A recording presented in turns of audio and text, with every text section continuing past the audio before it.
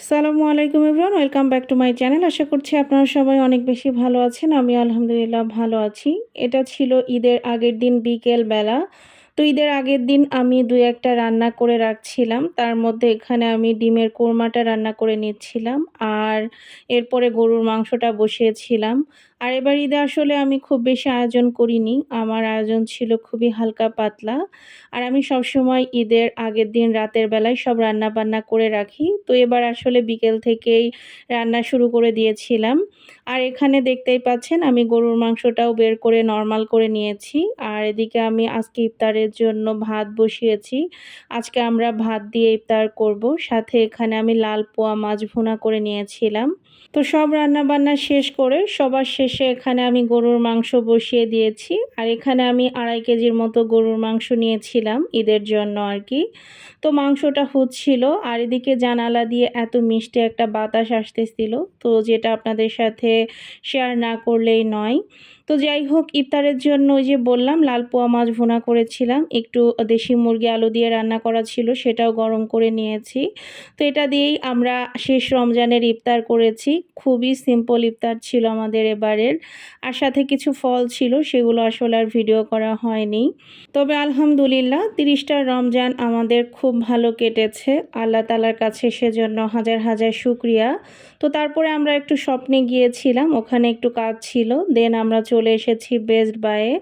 তো ঈদের আগে হালকা পাতলা কিছু কেনাকাটা ছিল, সেজন্যই মূলত আমরা চলে এসেছি বেস্ট বায়ে। আর এদিকে জারিফকে বলেছিলাম একটা গাড়ি পছন্দ করে নিতে। তো সে ছোট্ট একটা গাড়ি পছন্দ করে নিয়েছে। আর সবসময় আমরা কিন্তু চাঁদ রাতে ঘোরাঘুরি করি। তবে এবারও আসলে চাঁদ রাতে কোথাও যাওয়া হয়নি। জাস্ট একটু স্বপ্নে গিয়েছিলাম, তারপরে বেস্ট বায়ে। তো বেস্ট বাইয়ের কেনাকাটাও আমাদের এখন শেষ। এখন আমরা আসলে বাসায় চলে যাব। তো বাসায় এসেই আমি জর্দা সেমাইটা রান্না করে রাখলাম। সকালে যাতে ঝামেলা না হয়, সকালে শুধু লাচ্চা সেমাইটা রান্না করব। দেন রাতের বেলা আমরা সবাই মিলে বসে টিভি দেখছিলাম। আর এখানে আমি আর জারিফ দুজনই মেহেদি লাগিয়ে নিয়েছি। এটা আমরা মা ও ছেলে প্রতি ঈদেই করে থাকি, এবারও তার ব্যতিক্রম না। তো আমি আসলে ইদানিং মেহেদি দেওয়া একদমই ভুলে গিয়েছি। আগের মতো দিতে পারি না। আগে এর থেকে একটু ভালো দিতাম আরকি। তারপরও যা দিয়েছি আলহামদুলিল্লাহ। আর এখানে আমার নামের অক্ষর জারিফের বাবার আর জারিফের নামের অক্ষরও লিখে নিয়েছিলাম। তো যাই হোক, এটা হচ্ছে গিয়ে ঈদের দিন সকালবেলা। তো জারিফের বাবা বলেছিল যে ঈদের দিন সকালে ও হচ্ছে গিয়ে সসেজ দিয়ে নুডলস রান্না করা খাবে। তো সকালবেলা উঠে আমি এখানে সসেজ ডিম দিয়ে নুডলস রান্না করে নিয়েছি আর সাথে লাচ্চা সেমাই। তবে নুডলসটা অনেক মজা হয়েছিল, জারিফের বাবা খুবই পছন্দ করেছে।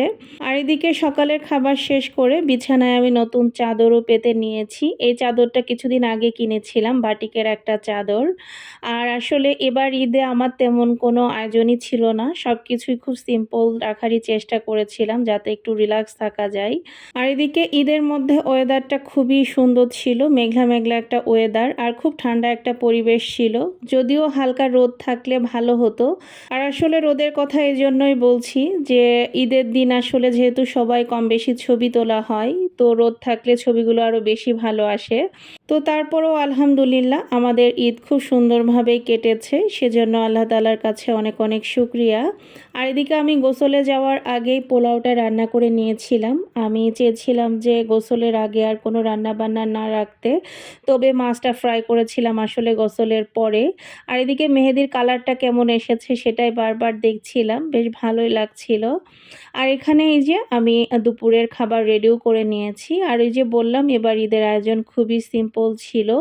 তো এখানে এই যে ডিমের কোরমা আমি রান্না করেছিলাম, দেন রান্না করেছিলাম গরুর মাংস অ্যাজ ইউজুয়াল আর কি।